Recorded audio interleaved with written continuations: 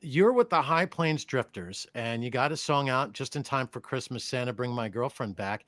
You also have an album out, and I like the various titles. So I'd like to do a little bit of both. Talk about this new single for Christmas, as well as give us background information of the High Plains Drifters, because you got members of the band that have played with the most amazing artists in the history of rock and roll and music in general.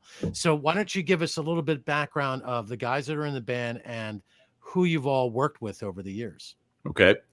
Um, the band came together when I asked two of my buddies, John Makem and Charles Studnicky, to assist me on what was actually another Christmas song, which is on the debut album called Get Me Home by Christmas Eve. And it had been rattling around in my head for a while, and I wanted to get it recorded before Obama pulled all the troops home from the Middle East. It seemed like a good time to get a song done about getting people home to the States before Christmas Eve.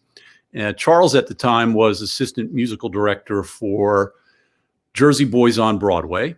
And John Makem is a longtime established, if not yet famous, indie rock artist under both his own name and a band name called Binge, with songs that over the years he's licensed into a lot of television shows, including Dawson's Creek, Party of Five, and others. So I am not a trained musician. I don't play a musical instrument, but I hear songs, lyrics, melody, and instruments in my head, and I needed two super guys to help me work out that song. We did it. Our original rhythm section was the rhythm section from Jersey Boys on Broadway. And I said to my wife, I said, I got to do this one song, and I promised not to go crazy and make a whole album unless we get the song on the radio. And the song got on radio. So I said, well, my wife's name is Lydia. I said, Lydia, you're screwed. I'm going to make an album now. And about halfway through the album, the current band lineup came together. Obviously, guys that back then played 6 nights a week and matinees on Broadway aren't available too much for recording sessions. Broadway was only dark on Mondays back then. Now it's permanently dark. Yeah. So we plugged in. It turned out that the recording engineer, Kyle Cassell, is also a superb drummer. I asked him to replace the drum track on a song called Virginia, which ended up being the first single off that debut album. Kyle replaced the original drum track with something a little more up-tempo, a little more rock. And he's been the drummer ever since. And then Kyle pulled in Dave Richards, the bass player. And I pulled in one of my old buddies from the music industry, Mike DeCampo, who makes his living as a professional guitar instructor, but also has over the years played with people like Mickey Dolenz, a lot of famous blues bands, especially live when they come to New York and they need a local player. The guys from Queen. I mean, it's Mike. Mike is probably, other than the original rhythm section guys who've played with a lot of famous people, Mike has played with more famous people than any of us. Mm-hmm. Well, it's a very cool background, very interesting. And I think I know many of the people that you mentioned over the years because I'm in the New York City area. I've interacted with the guys on Broadway and many of the musicians. And I really feel bad for what's going on right now. I just don't even know how to express it. But back to the High Plains Drifters. And I'm looking at some of the tracks that I was sent. And I don't know. It made me laugh. I mean, you got Virginia, I Want That Girl, Rear View Mirror, Jennifer Aniston, Summer Girl, I Never Loved Her, First Amendment Blues, which you have, quote, explicit. First Amendment Blues is FCC dirty. That's funny to me. That means I want to play it on the radio. See how far I can send you the FCC clean version. You know what? If we play it over on HD through our radio app, we don't have to subscribe to the FCC rules. It's a new way of doing business nowadays. Jennifer Aniston again. It's "Marry Me" again. "Get Me Home by Christmas Eve," what you just talked about. "Saturn's Ring," "Cliff Notes of Love," and then the First Amendment Blues, the radio edit.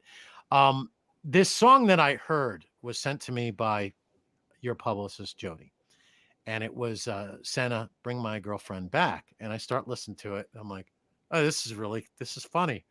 And I'm enjoying it. It's almost like that one song that my daughter loves when we ride down south. We have to put it on the radio. It's about this all the family coming over for Christmas Eve, and everybody's got some sort of issue and smoking cigarettes and drinking and having affairs and all of that stuff. So as I'm listening to it, and I'm sort of a religious fella, and I told Jody I was going to tell you this. I go, you know that it's a great song until you get to the Santa Claus giving you eternal life. It's a little blasphemous. I got to make sure I let those guys know that as a tongue in cheek. And she really rolled when I said that. That was my reaction. I'm a graduate of 12 years of Catholic schools and a former very devout altar boy. I tread carefully when I walk the line on religion. I try not to bring religion into my songs. It's one of those things like politics and money that I was taught by my parents I should not discuss in public. Well, you know, there was something about it that said to me myself. I went to a Catholic boarding school. Okay, that's like really even worse. Even worse. I just had nuns and brothers. Right, and well, even before that, I went to grade school, and I remember we got on the subject of oxymoron, and I'm going to tell you that how you and I probably are similar in that. And so they're like Civil War, jumbo shrimp, and I raised up my hand, and Sister Mary Elise, she goes, "All right, what do you got?" I go, "Sisters of Mercy," and I had to run right out of there. That's great. She was coming after me with the paddle. You know, I had an argument with my AP English teacher at my Catholic high school about oxymorons, and I maintained that constant change was a legitimate oxymoron. He said, "Give me an example of constant change." I said, "A whirlpool or a hurricane."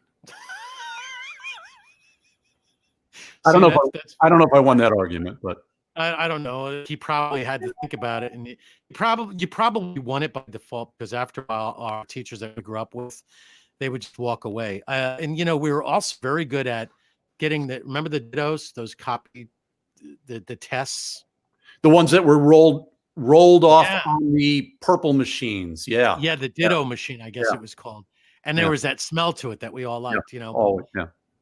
My job at the boarding school was to clean out the teacher's lounge, and you know what I would do? I would go get the that carbon paper, whatever it was, because that had all the tests and the answers on it. I had quite a racket going on. So anyway, back to that you know, that one line. I thought to myself, it's a slippery slope, man, but I kind of like it. I don't know if I should like it, but I do kind of like it. And then the whole thing about the song is very funny. Why do you want it back in the first place, Larry? I write a lot of songs about girls that got away and lost love and things like that. And that's not unusual for songwriters. This song was not about a particular girl. I've been happily married for a long time now. I'm careful when I write songs about other. No, honestly, I had a long. I get it. I had a long running discussion with John Makem, who's the guy that co-founded the band with me and Charles. And John put out a solo album a few years ago, got a lot of good press, but almost every other title was the name of some girl other than his wife. And I said, "How in God's name do you get away with this?" And he goes, "She knows they're just songs." So after I'd done the Jennifer Aniston song, I thought to myself, if I'm going to cover my ass and keep making this record, I'd better write a song for my wife. And it's one of the few times that I made a deliberate decision. I have to write a song about XYZ. And in this case, I have to write a song for my wife. And that was the genesis for the song "Marry Me Again." Well, that was a smart move, because otherwise, if you didn't do that, you'd probably end up with a black eye or two, right? You don't want that. No, you don't. I mean, she's little, but she packs a mean punch. I understand that. I'm 6'4". My wife is 4'11". You know, all women look short to me. I'm 6'4" as well, and my wife is 5'3". Were we separated at birth by any chance? Could have been. Could have been. Yeah. So this particular song, what kind of reaction are you getting overall? I'm going to play it on the radio. I think it's great. Most of the Christmas songs, by the way, I think suck. And I'm getting tired of the same old crap all the time. I agree with you. I'll say this. When the song first popped into my head the day after Christmas 2018, I thought to myself, that is catchy. And the song was one of those songs that magically just kind of came into my head, almost finished at the start. I had the verse, the lyrics, the chorus, all the melody I needed. I just had to finish the rest of the verses and choruses. When we recorded it, which was just this past August, everybody walked out of the studio that Saturday saying, this is a really strong song. And then when we started circulating rough mixes to the people that work with us, whether it's marketing, promotion, people like that, our backup singers, who are a couple of younger gals in their 20s who weren't physically in New York and they weren't around for the recording session. The kind of responses we would get were, this song is great, it's funny, it's a hoot, it's catchy, and we've continued to get that feedback as it's slowly made its way out on the airwaves. Let's talk about Santa Claus for a second. I mean, this guy has quite the racket. He scares kids. My daughter won't go anywhere near him, and she's in her 20s. Okay, yeah. It can be kind of scary, but the idea of Santa stealing your girlfriend or anybody stealing your girlfriend, it's just not right, Larry. And we got to do something about it. And that's what I like about this song as well. Have you ever had somebody steal your girlfriend? And is this a cathartic thing for you? The most interesting story about a guy trying to steal my girlfriend was in a New York City nightclub back when I was a much younger man, and I had gone there with the girl that I was then dating and very much in love with. I had gone off to the bar to bring back our drinks, and as I came walking over, you can appreciate this being 6'4". There aren't a lot of guys our size. Right. And from about 10 feet away, I noticed that a guy our size, 6'4", was standing there, very intently talking to her.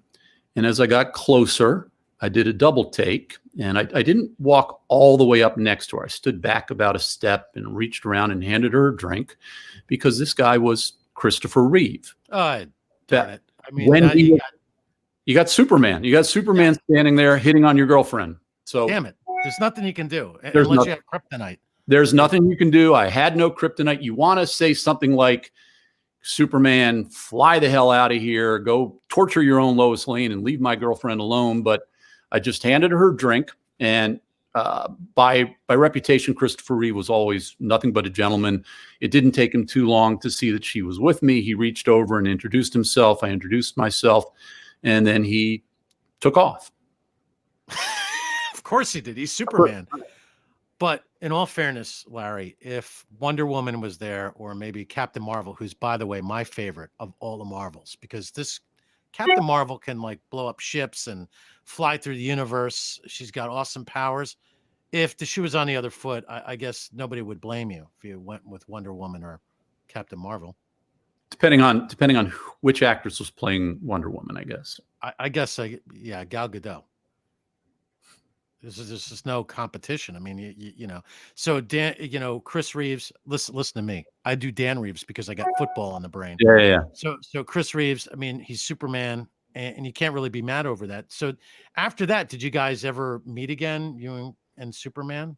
I never met him again. I actually found out recently in talking to one of my really close friends from law school that he had also had a Chris Reeve encounter in a hot tub in Berkeley, California, involving women.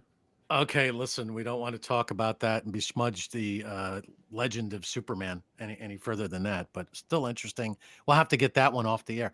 Now, you went to law school. What law school did you go to? I went to Harvard Law School. Oh, see, you're way smarter than I am. There's no way I would. The only way I would get into Harvard is to walk through the door. That's about it. One of the odd things about Harvard Law School, as I talked to my buddies, as I made friends there, and I was like, how did you end up there? What brought you to Harvard Law School? And one of my friends said, well, I couldn't be Mick Jagger. All right. Fair enough. And there's a lot of truth to that. I'm not sure. There's a class of people who've known all their lives they want to be a lawyer, and then there are a lot of people who end up in law school because they don't want to take a job yet. I was a combination of both, probably. Part of me wanted to be a lawyer, part of me didn't want to go into the workforce yet. Oh, did you become a lawyer? I did become a lawyer. I'm a lawyer to this day. That's how I make my living. Oh, that's cool. Well, so then, taking your extra, I guess, time on your hands, I don't know how you have it, and using the talents that you do have, writing all of these songs. And you spoke a little bit about it before, but what is the overall creative process that you said you had the tune in your head? I don't know how people do that. That's odd to me.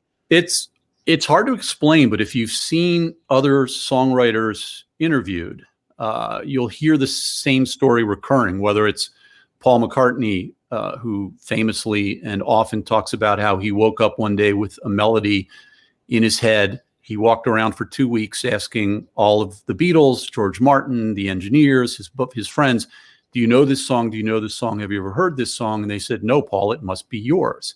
And that became Yesterday. And he woke up with it in his head. Keith Richards But started out as scrambled eggs. Started out as scrambled eggs. Yeah. I saw the Bee Gees being interviewed once on a late night talk show, and they were asked, how long did it take you to write, maybe it was Staying Alive. It was one of the songs in the Saturday Night Fever soundtrack. And two of the three guys said instantly and almost simultaneously, 3 minutes and 32 seconds, because the song just came out finished. And when I was about 16, songs just started writing themselves in my head. And I don't know how to explain it. It just happened. Right. Well, you know, that's a common thing, as you say, except for the difference with Bernie Taupin and Elton John, where Bernie would write the lyrics and he would hand them to Elton, and Elton would come up with the melody and the type of song it would be tempo wise. So there's a person that's a really good lyricist, but you're able to actually do it both. So now you don't play any instruments. Do you read music? I can't read or write music, but I can, and I do. I mimic the sounds of instruments, sitting with one or more members of the band and our producer. And I say, the guitar chords sound like this, or the acoustic guitar notes sound like this, piano chords sound like this, and people start experimenting until I hear what I'm hearing in my head, and I go, that's it.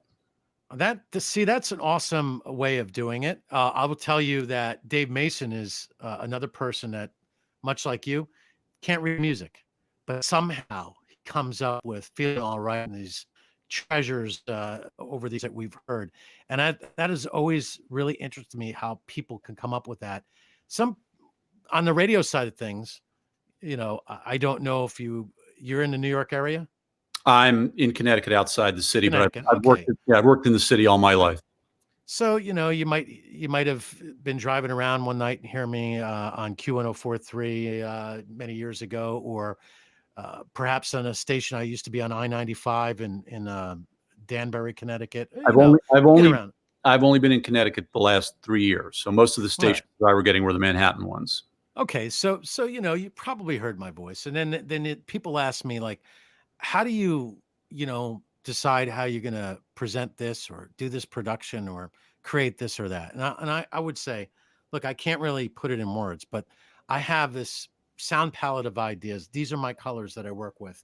And I'll go, all right, I want to put this over here and I want to put that over there. And, I put it together that way. So I think that when it comes to making music or coming up with concepts, and the reason why I'm bringing this up is somebody might be inspired by what we're talking about. There's always the possibility when you explore. So with that in mind, what are some of your favorite bands that you like to listen to, the types of music you like to listen to, the art that you look at? Where do you draw your inspiration, Larry? I grew up in the Washington, D.C. suburbs in the 60s and 70s. I was influenced by all the classic rock of the 60s, the Southern rock and the soft rock of the 70s, and then started paying more attention towards the end of college and law school to punk rock and more modern forms of rock. Cool. I count myself lucky that one of my law school buddies was an avid Ramones fan, and he dragged me off to a place called Spit over by Fenway Park and made me see the Ramones. I was familiar with their music, but even though I'd been in and around New York prior to that, I hadn't gone down to CBGB's yet. I hadn't seen the Ramones or Blondie or any of those bands when they were coming up. So that's awesome. Yeah. So influences, I'd say influences are overwhelmingly classic rock and Southern rock. But I listen to a lot of the great pop vocalists of the 40s and 50s and the big bands as well. Oh, that's cool. I don't know that influences me, but I love listening to it. Well, I think how can it not? I mean, even with the Ramones, their album covers were really interesting artistically. So, I see you're really a multi-dimensional type of person and intellectually curious. And that's what I think probably generates a lot of these ideas. This is just, from my perspective and just looking at everything and paying attention in the conversation. I want to go back to the album a little bit. And I want you to give us High Plains Drifters. I really like the artwork on it. I like the font. I like the colors that you use. The car was able to turn over, obviously, and the girls that are very familiar in the back of those trucks, right? Explain maybe the type of genre that somebody would be introduced of the music on there. I don't think there's any one track that sounds the same. I'm gathering. There isn't any. It's both a strength and a weakness of the debut album. There's no one overarching or unifying genre. I didn't know when we started that we were going to finish an album. There was no record label or music publisher looking over our shoulders and telling us, don't do that Ramones style song, First Amendment Blues. It doesn't fit with Virginia, for instance. So we did what I decided and the producer decided we should do. We were branded when the first single was Virginia. It has a bit of a country flavor to it, although Nashville radio wouldn't play it. We were branded Americana. We were called genre bending by one of the early reviewers. I think of us as fundamentally, a rock band or a band with roots in rock that's trying to, at least now, make a record that reflects a little more modern influences. Oh, okay. Let me talk to you. What you think is a weakness is not a weakness at all, because I've noticed how the younger people listen. You're lucky if they'll listen to the whole song, number one. Number two, Right. They'll never listen to the album. right. They'll listen to it. They're all over the place musically. So to have like a genre bending album is really intuitive and actually fits with the trends. So I wouldn't even second guess that. I didn't second guess it, but you get contrary advice from so-called more enlightened people in the industry. Don't listen to any of those whack jobs, because if they were really smart at what they were doing, I would just go like this. I'm like, excuse me, did you did you go to Harvard Law School and somehow graduate and pass the bar? I don't think so. So I want to ask you, now that you've put this album together and Lydia understands what she's in for, what is the next album going to be like for the High Plains Drifters? We're more than halfway into the second album. We started work on it in June. We knocked out the Christmas song, Santa Bring My Girlfriend Back, and another ballad called, what's the ballad name? I'm spacing. So I'm spacing. That's a great name for a song. Yeah. You never know where it's going to come from. Exactly. Give me 1 second. Why am I gave you 3 ideas in this conversation. I'm spacing. You never know where it's going to come from, and give me a few seconds. Oh, I'm Those sorry. are 3 great songs. So the ballad that we recorded on the same day as the Christmas song is called "Since You've Been Gone," and that's going to be released in 2 versions. There's the ballad that we recorded with the band in the studio, which is I'd say an Eagle-esque or Eagles-inspired ballad. And then my producer, Greg Cohen, has been working on a more up-tempo remix of it, sort of like we did. If you listen to the first album, there's the Jennifer Aniston song in its original form, and then there's the remix that Chris Vanderheyden in the Netherlands did for us, which is more up-tempo and current. Oh, that's awesome. I'm gonna tell you this. I'm gonna just like break all the rules and make sure that we feature all of these tracks on New HD. And maybe at one point, if we can work it out, we'll get you to host your own radio show, like, just like maybe a one-time only. But if you really like it, we'll figure out how to have something on a regular basis. With today's technology, you can do it from home, and you don't even have to do it in real time anymore. and nobody knows the difference. Yeah. Nobody knows the difference. Who knows? I mean, I'm grateful for the offer. That would be fabulous.